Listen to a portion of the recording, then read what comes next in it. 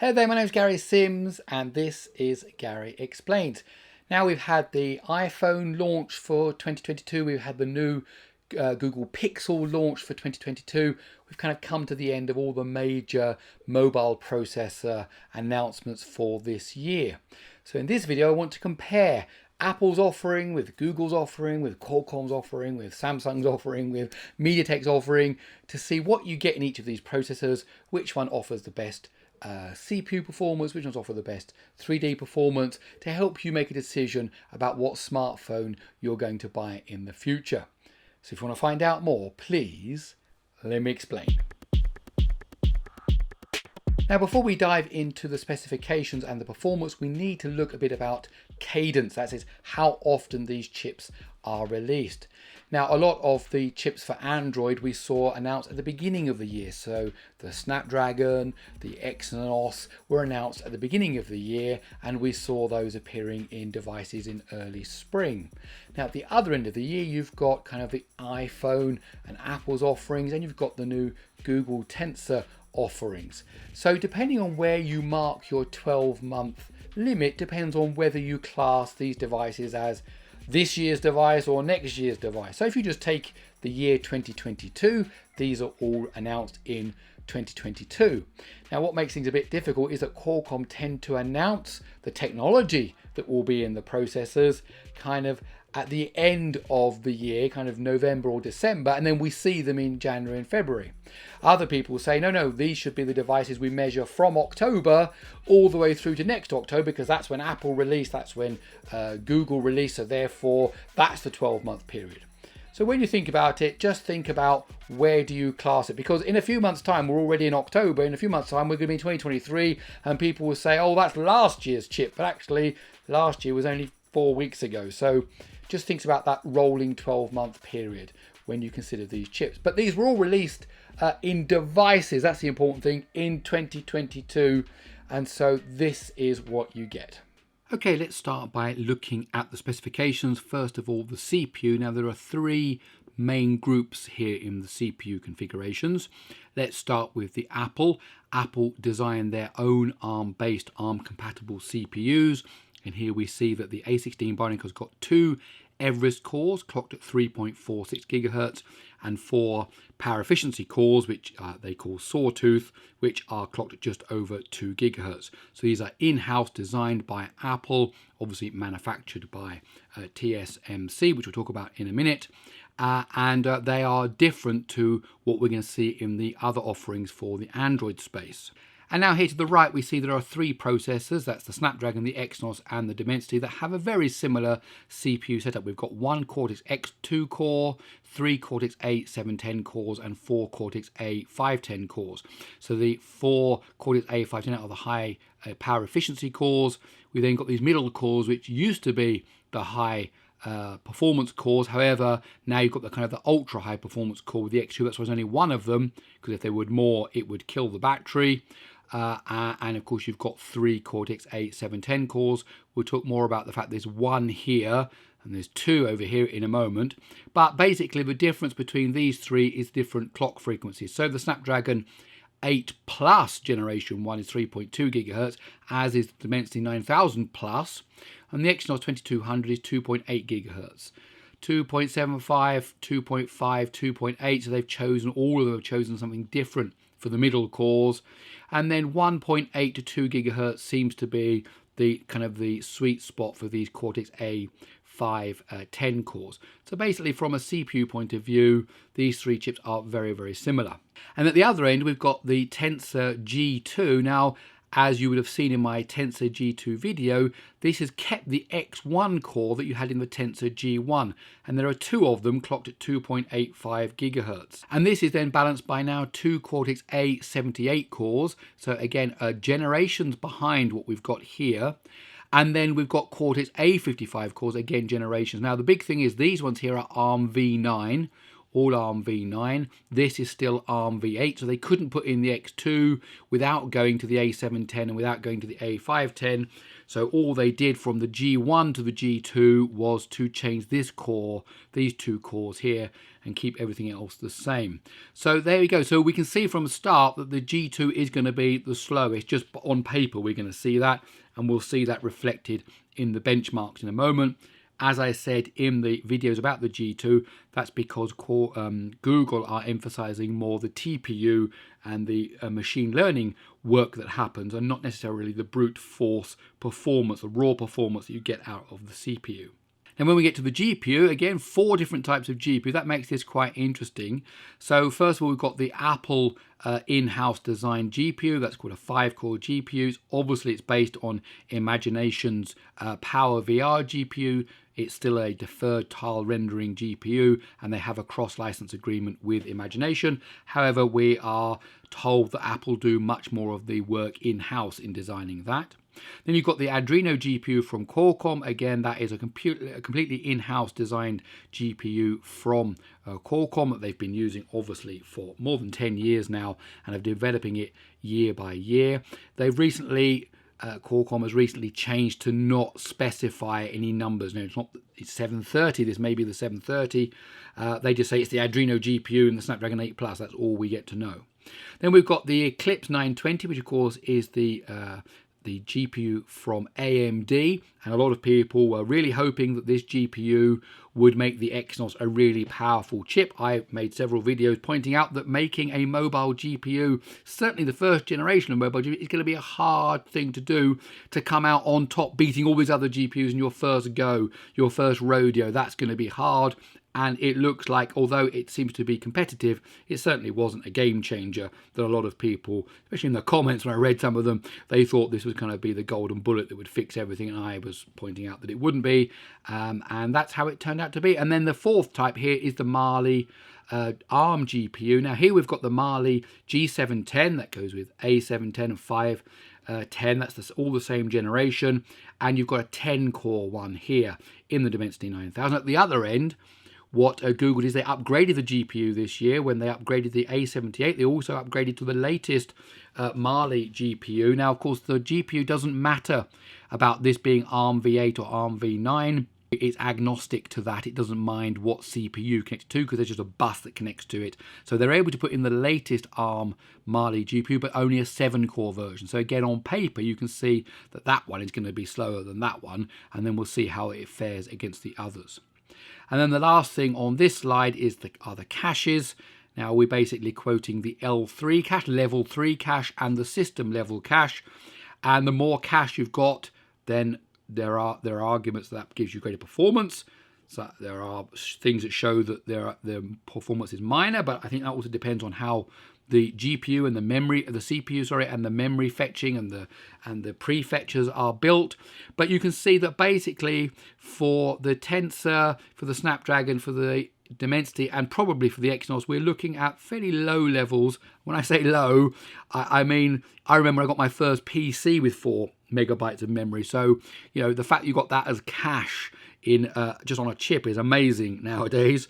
But, you know, 4 megabytes L3, 8 megabytes system level, 6 megabytes L3, 4 megabytes system level. So what's that?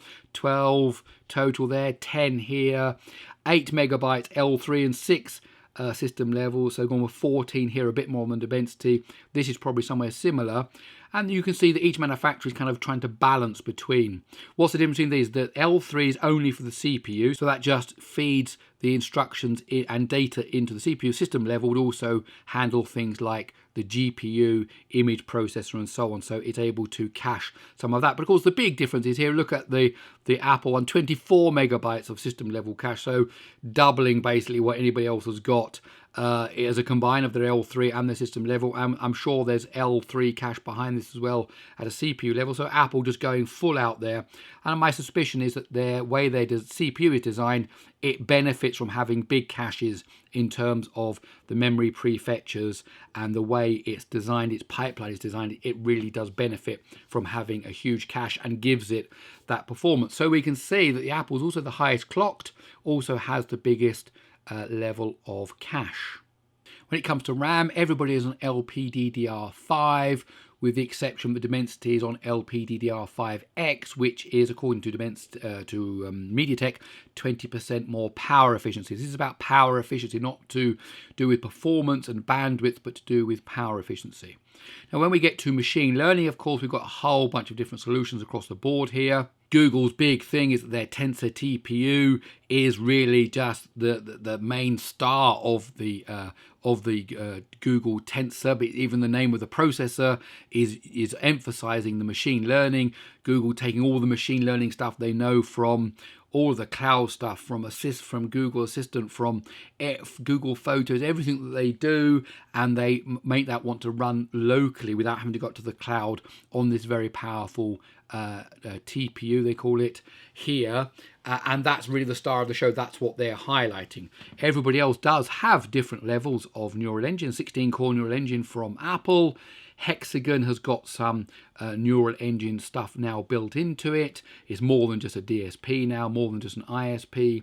Exynos dual core NPU, neural processing unit, and MediaTek have got their APU 590 to distinguish it from previous generations. So the problem with this is it's very hard to determine the actual performance of these things, how well they're doing, because normally it's only the built-in apps that take most of the credit for them. The camera that's built in, the face unlock, the voice recognition that's using these, and third-party apps, we're still finding it a struggle to find kind of ways of testing these. But there you go. Google, of course, are making the big point of that, and everybody else saying, yes, of course we've got it. We need it for today's stuff that we're doing with blurring in the background and so on. In fact, I did do a video showing the power of the Hexagon processor, on how it was able to do object detection, object recognition, object outlining on live video in the Snapdragon 8 series.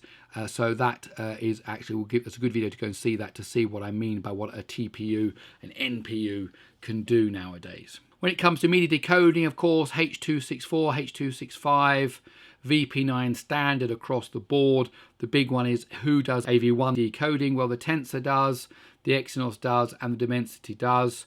As I've said in previous videos, AV1 is not yet mainstream. Having it for future-proofing, some people say you really need to get it now so that in 5 years' time you've got it. My argument is always been that video streams will always still be available in 264, 265, particularly from a lot of the big streaming companies. That could be something you want to consider when you're buying. So that's up to you whether you think now is the time to ensure you've got AV1 decode. When it comes to the modem, again, everybody's supporting 4G LTE, of course, everyone's supporting 5G. The only one difference is the Dimensity doesn't support millimeter wave, and that's of course because in lots of parts of the world we don't have millimeter wave even implemented. In fact, in my area there's not even 5G, so I wouldn't really care whether it supports millimeter wave or not, because I haven't even got 5G yet, so sub 6. So again, that's really a box to tick on the specs. If you think that millimeter wave is coming to your area soon and you need to benefit from it, then that's something to watch out for. I doubt that's actually what's going to happen though. And finally, the process node, what it's actually built using. There are two main companies nowadays that build mobile processors, Samsung and TSMC. They each have different processes that are able to shrink down the size of the transistors, shrink down the gaps between them, the tracks and so on. They come up with different ways of designing the transistors. And what we've got is a 5 nanometer one from Samsung. That's the oldest process node here of all of them, and that's what Google have stuck with the Tensor G2. There was some rumors that it was actually a 4 nanometer Samsung one. It's not. It is the 5 nanometer one, probably 5 LPE. We're not sure. Google hasn't revealed that. And then everybody else is on a, in quotes, 4 nanometer, and TSMC's 4 nanometer for Apple, for Snapdragon, and for Dimensity. The Exynos, of course, being Samsung's chip is built using Samsung's 4 nanometer, which is 4 LPE. There is a difference between these nodes and what they offer in terms of transistor density, but we won't go into that too much now. It's probably recognized that TSMC's 4 nanometer is the best process node at the moment, while we're waiting to go down to 3 nanometer, which is a proper density shift, whereas 4 nanometer is really just a tweak of the 5 nanometer. And I've got several videos about this kind of stuff here on this channel if this kind of stuff interests you. Okay, so let's look at some of the performance numbers. So here we are looking at Geekbench 5 single core. That means only one core is used. Higher is better. The champions, of course, are the A15 Bionic and the A16 Bionic. About a 10% difference there in performance from the A15 to the A16. Of course, remember the iPhone 14 has got two different chips, depending on whether you get the Pro or the non-Pro version. And Apple have really done kind of the same as Google here. Really, they've given you the chip from last year in the phone, and only if you buy the most expensive one do you get the new chip. However, clearly single score scores are much higher for Apple here. Then we get down into the Android phones. So you're basically looking at either the X1 or the X2. The winner here is the ROG Phone 6 with the 8 Plus Generation 1 1309. We've got the Exynos here coming at 1164. We've got the 8, not the 8 Plus, just the 8 Gen 1 at 1220. Then we've got the ROG Phone 6D, which has got the Dimensity 9000 Plus in it, coming in at 986. Now that's a very low number, especially when you compare to the fact it's got the, it's the Plus version. It's got the Cortex-X2 in it. Why is it doing even less than, let's say, the X1 in here? In fact, it's a very similar kind of numbers to what you got. Even the G2 here is beating it, all over 1,000 here. We'll talk more about this in a moment. And then you've got the OnePlus 10T again with the 8 Plus and with the normal 8 hovering around 1,000, and then 1,000, around 1,000 here for the G1 and the G2 because they've got the same X1 processor in it. So really the fastest one from Android point of view is the X2, Cortex-X2 ones, and the ROG Phone 6. Does very well there, as does the S22 Ultra, for example, but Apple clearly leading the way. Now, when it comes to multi-core, again, Apple leading the way. Big lead here in terms of the A16 Bionic. Multi-core means it uses all cores at the same time, tries to complete a task. Which one can complete the task quickest when all the cores are used? Obviously, if you've got high performance cores in there as well, they make the multi-core score better as well. So Apple leading the way here. Then again, the ROG Phone 6 with the Snapdragon 8 Plus doing very well, catching really Apple. But of course, we know that the Apple chips are at least two generations ahead. And I've got other videos about that here and on the Android Authority channel about why that is. And then here in the mid 3,000, 3,500, we get the rest of the chips here, except for the Google original Tensor, because it had that much lower Cortex-A76 core in there. Now they've got the the Cortex-A78 in there. We can see much better scores across the board. Now the one again to look at here is this ROG Phone 6D with the Dimensity 9000 Plus in it. You'd expect that to have a better score, and that's what we're going to look at now. So let's have a look at these. You've got the ROG Phone 6D, you've got the ROG Phone 6, so some have got the Snapdragon, some have got the Dimensity, you've got the OnePlus 10, some have got the, which has got the Snapdragon 8 Plus in it, and here's the original ROG Phone 6D. Now notice this score here is very low, and these ones are much higher. So here we are back up into 1,300, touching 1,400 there. Here we're much higher, up in the 4,000s above 4,000 halfway through, and that's the ROG Phone 6D with the Dimensity 9000 Plus. So why is there a big difference in this one and this one? It's the same phone. Well, it's all about the performance mode. Phones like the ROG Phone 6D and the OnePlus 10 have performance mode, P mode, X mode, which the phone switches on. You have control of it. It's not a cheat. You control whether you want it switched on or not, and it will use all the cores at a much greater clock frequency. It will give you much more performance. However, it will use more battery life. So because they're thinking that people, when they're just looking at Instagram or reading Facebook or using Telegram, WhatsApp, whatever it is that you're doing, playing solitaire, Candy Crush, you're not going to need 3.2 gigahertz Cortex-X2 running at full power. So they let you have a mode that doesn't use the battery so much, and you get to choose which mode you run it in. Now, when you run it in that mode, yes, the Dimensity 9000 offers much greater performance, and the OnePlus 10T, when it's in that performance mode, offers a bit more performance as well. So there you go, something to note out for these performance modes that are in some of these phones. So the last thing to look at here is some of the 3D scores. So at the top of the list, we've got the ROG Phone 6 with the Snapdragon 8 Plus with the Adreno GPU. That scored over 10,000, as did the OnePlus 10T. Then you get the A14 Pro, just a little bit behind, just under 10,000 there. Then as we slowly go down here, we can find the other, the iPhone 14 with the A15 Bionic in it. And then you can look at the other one. So here is the Mali GPU, for example, in the ROG Phone 6D. Here is the AMD GPU. As I said, making a GPU first time for mobile isn't going to be easy. And while it is competitive, it isn't breaking any records. And then, as I said, here you've got the kind of the Google Tensor ones, because they're using that much lower. And what this score shows us here really is that going from the older Mali to the new one, but reducing the cores, they basically had equivalency, which is what I said in my original Google Tensor video. Really, they were just aiming at equivalency. So you're not losing GPU performance, although you might be here very, very slightly. But you are basically going to, what you got in the original Pixel 6, you're going to get in the Pixel 7, but certainly not going up the charts here. So there you go. So the winner in GPU terms seems to be the Qualcomm, followed by close behind by Apple's offering. Okay, that's it. My name's Gary Sims. This is Gary Explains. I really hope you enjoyed this video. If you did, please do give it a thumbs up. If you like these kind of videos, why not stick around by subscribing to the channel? Don't forget you can follow me on Twitter at Gary Explains. I also have a monthly newsletter. Go over to garyexplains.com, type in your email address, no spam, but you will get the email. Okay, that's it. I'll see you in the next one.